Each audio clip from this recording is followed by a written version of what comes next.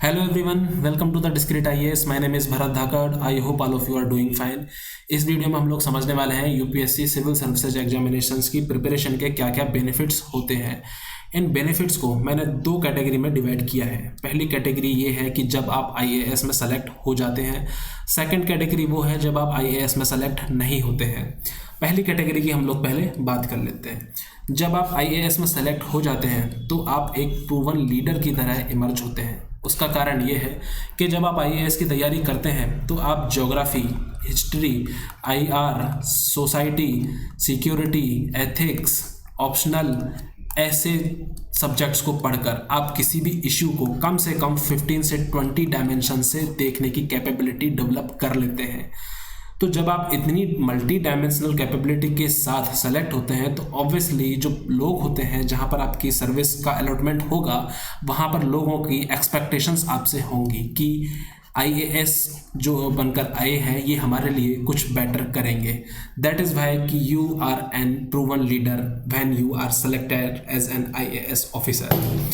Changes की मैं बात करूं कि जब आप आईएएस की तैयारी कर रहे होते हैं तब आप काफ़ी सारे जो ड्रीम्स होते हैं वो लेकर जाते हैं कि मैं ये चेंजेस सोसाइटी में लाऊंगा, मैं ये ट्रांसफॉर्मेशन करूंगा सोसाइटी में, मैं इस इविल को ख़त्म करूंगा, मैं इस प्रॉब्लम का सॉल्यूशन लेकर आऊंगा सोसाइटी में। तो एक कहावत है कि be the change that you want. आप जो चेंज चाहते हैं सोसाइटी में पहले आप वो खुद में चेंज लेकर आएँ।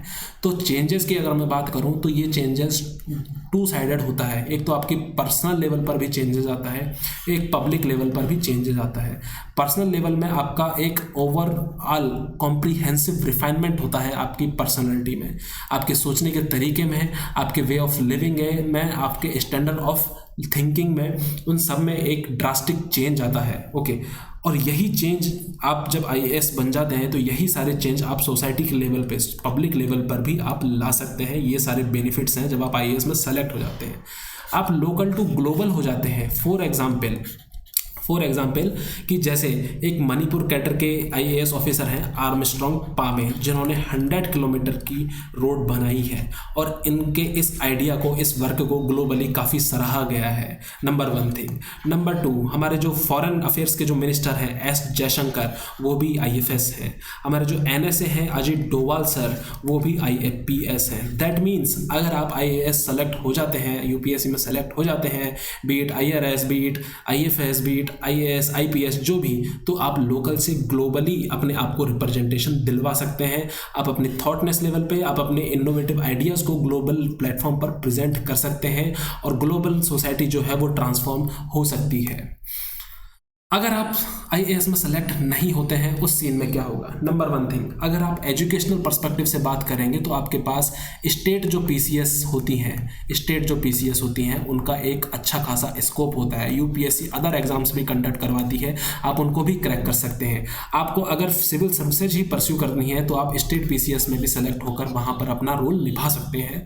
लेकिन अगर आप यहाँ भी सेलेक्ट नहीं हो पाते हैं तो भी आपकी जो एजुकेशन है, आपका जो नॉलेज जो आपने गेन किया है, आप जो ओशियन ऑफ नॉलेज बने हो, वो आपका बेकार नहीं जाएगा, क्योंकि आप सोसाइटी के लिए एक एसेट बन चुके हो। और एक एसेट क्या होता है? एक धरोहर होती है। क्यों? क्योंकि आप एक रेस्पॉन्सिबल इंसान बन जाते हो। आप मॉडिफिकेशन की तरह बात करते हो, आप मॉडिफाई करने की सोचते हो चीज़ों को, आप एक ब्रिज की तरह वर्क करते हो गवर्नमेंट और सिटीजन के बीच में।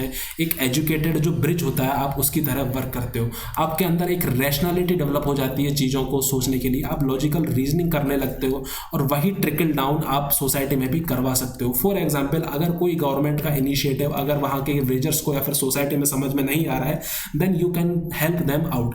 आप समझा सकते हो कि इसमें गवर्नमेंट क्या क्या आपके लिए प्लान कर रही है। आप जो अनअवेयर जो सिटीजन्स होते हैं उनको आप अवेयर कर सकते हो कि देखिए आपके लिए गवर्नमेंट ने ये सारे इनिशिएटिव चला रखे हैं, ये आपके फंड्स अलर्ट होते हैं, इस तरीके से आप इनका बेनिफिट्स हैं वो रीप कर सकते हैं।